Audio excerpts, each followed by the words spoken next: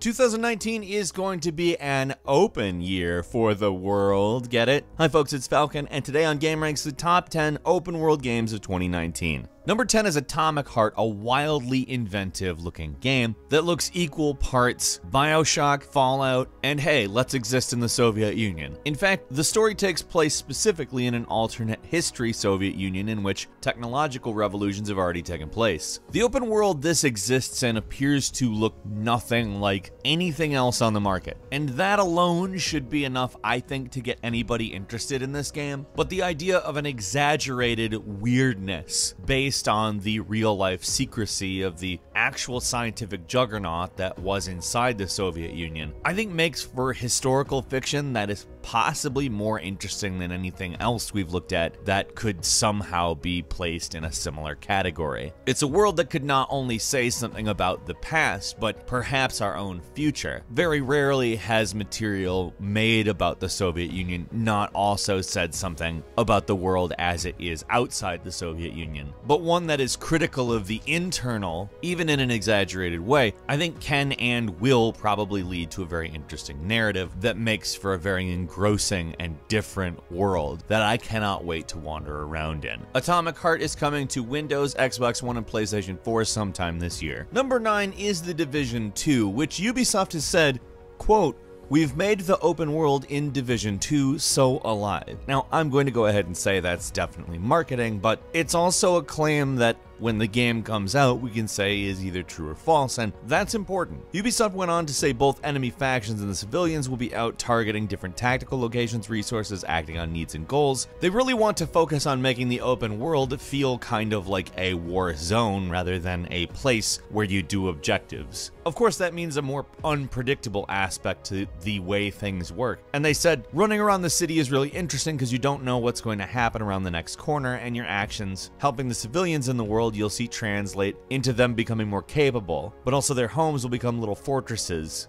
And I think that stuff sounds pretty cool. Honestly, if your actions actually have an effect on the world in this way, and the world just constantly seems to be happening around you like, you know, the world is, I think The Division 2 could really build on the original into something that we all actually care about a lot more.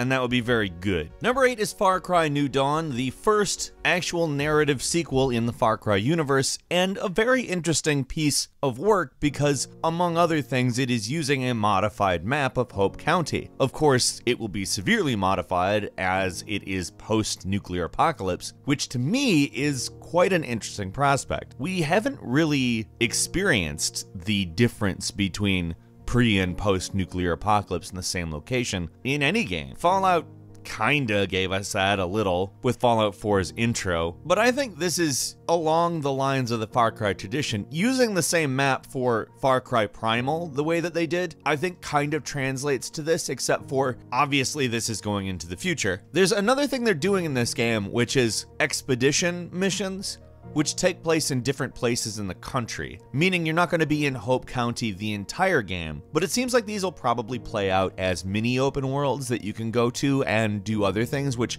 I think sounds incredibly good. I am really enjoying that idea. Number 7 is Rage 2, which is very interesting on account the developers have said it's going to be a lot more open world than the original Rage, which is an open world game. It is, however, developed not like an open world game. It's a very linear game that doesn't really take advantage of the open world in the way that it could. I mean, in a lot of ways it is a quality game, but just never went far enough in any direction, I think. Which is funny because the open world in the game is primarily about traveling around. Avalanche is developing this sequel, so I think we all know exactly how that turns out. They're a very good developer when it comes to open world. They are phenomenal at building sandboxes and setting you free in them with lots of tools to cause havoc, and it looks very much like Rage 2 is going to be a lot like that. Number 6 is Days Gone, which actually looks to separate itself pretty significantly. It doesn't want to dizzy you with an absolute ton of side quests and activities, instead giving you gameplay loops and things that you can just engage in, but keeping the actual narrative basically on a single path. They've also given you a motorcycle, which they've promised is a big part of the game. And by that I mean you're going to have to take care of it. You're going to have to park it, hide it,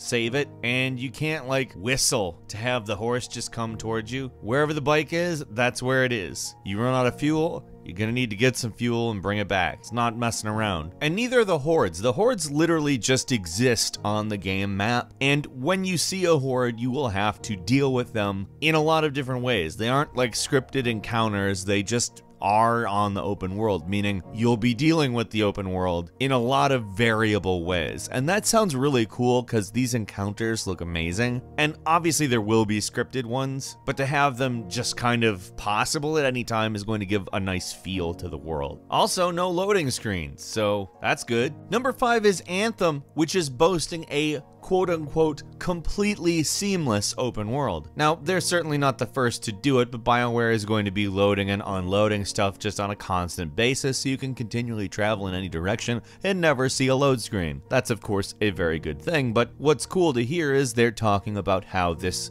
open world will gradually expand over time. Also, you'll see things like these storms they've talked about called Shaper Storms, which are supposedly world altering. So I have a feeling some of the stuff we've seen in, say, the Fortnite seasons that just utterly changes the world itself is something we might also be seeing in Anthem, albeit with a completely different style of gameplay. I think that's very cool. I have pretty high hopes for this, actually. I acknowledge it may be Electronic Arts, but I mean, if it's not, that would be great. Number 4 is Crackdown 3, which is actually coming out, which is astounding. However, the thing that we have to talk about is the open world. One of the big things this game has been touted for is the cloud destruction elements, which exist only in the multiplayer world. The single player world is about saving the city, and they thought, it might not be great to have the entire thing fully destructible. But keeping that in mind, when you're playing in multiplayer, it's a big world that you can destroy all of. And that's it. That's the full reason to buy the game. I'm sure the single player campaign is going to be great.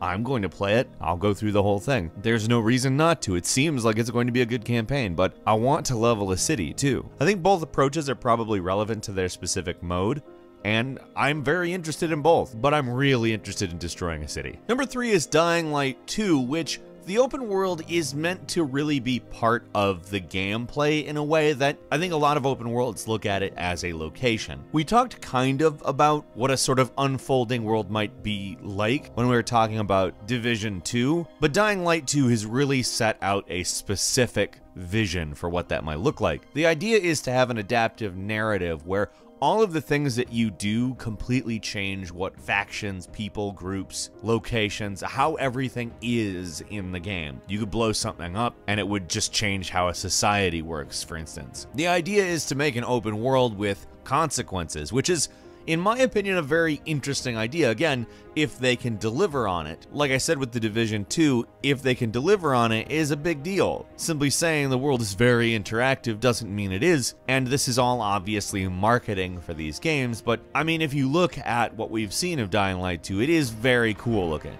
The first one's great, and what they've said of the second one sounds pretty good. Number 2 is The Outer Worlds, which Obsidian has been comparing to Knights of the Old Republic 2, and saying that technically it's not an open world game because there's 2 big planets. They both kind of exist in their own maps, but they technically work out like an open world, and if we're thinking about it, it's probably going to be a lot bigger, both of them, than a lot of traditional open world titles were as they were developing the genre. But it's interesting to see the kind of insight they're giving. They've also talked about how their intent is to make it very New Vegas style as far as exploration and interaction with the locals. This is honestly kind of my big game that I'm really looking forward to, so to see them kind of combine the aesthetics of BioShock and Fallout, put it in space, and talk about Knights of the Old Republic, they're kind of specifically like, hey, Falcon, this is something you want to play, isn't it? We know. And number 1 is, of course, Cyberpunk 2077, what looks to be the biggest open world game possibly at all, like for in terms of attention it will get. It may be the one that gets all of the attention forever, because they've taken a very condensed vertical approach to the open world. They're giving you as much as they can in the space that they are giving you, and that is very encouraging in my opinion. Really, I don't care how big like physically an open world is. I care how good it is. And if that's the approach they're taking, there's a much better chance of it being good, to be frank. Got a couple of bonus games for you as well. Generation Zero coming to us from Avalanche Studios, ensuring it will be at least something interesting, is a game that takes place in 1980 Sweden, already ensuring that it is an open world filled with stuff that frankly just seems completely different. The 1980s was quite a decade, and Sweden is quite a different place, to be frank. But it's populated by machines and has been abandoned by the population. So, as you might be able to expect, we're talking about a game in which the object is a guerrilla war against machines. It sounds great as it's open world and 4-player co-op and very unique looking. Sekiro Shadows Die Twice, which is not technically an open world game, but it will feature a massive world that's interconnected, according to From Software, in the same way Dark Souls 1 is, so kind of like a Metroidvania, so kind of a path world, so to speak. They're also designing their maps very vertically oriented so that you can take advantage of that grappling hook. Skull and Bones, which is an open sea game, I guess. It's based on the naval segments in the Assassin's Creed games. How can you really go wrong with that? Those segments are wonderful.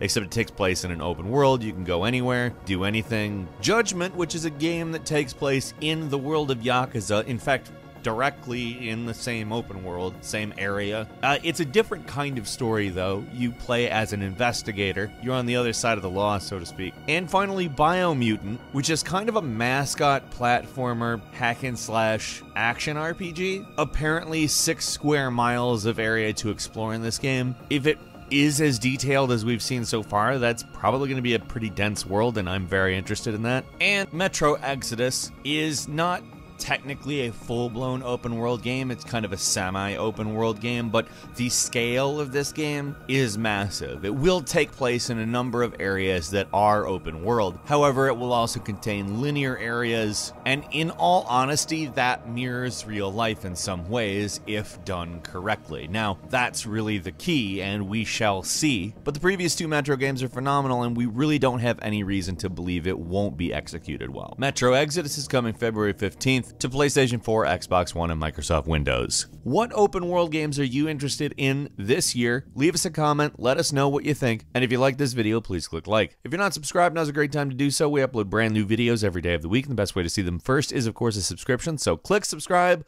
and don't forget to click the notification bell. As always, thank you very much for watching this video. I'm Falcon. You can follow me on Twitter at Falcon the Hero, and we'll see you next time right here on GameRanks.